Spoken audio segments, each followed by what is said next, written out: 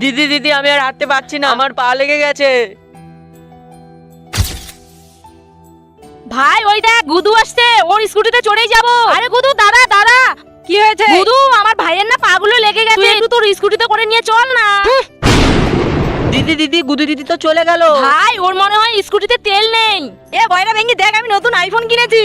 আরে কি বলিস গুদু, তাহলে আমাদের দুজনের একটা ছবি তুলে দে না। কি রে ভেঙ্গি, রাস্তায় দেখতে পাচ্ছি স্কুটি দাঁড় করে স্কুটিতে বসবি, এখন বলছিস মোবাইলে ছবি তুলবি। আমি তোর বন্ধু ঠিকই, কিন্তু একটা কথা মাথায় রাখবি, আমি বড় লোক, তুই গরিব, সবসময় আমার পায়ের নিচেই থাকবি। যত সব।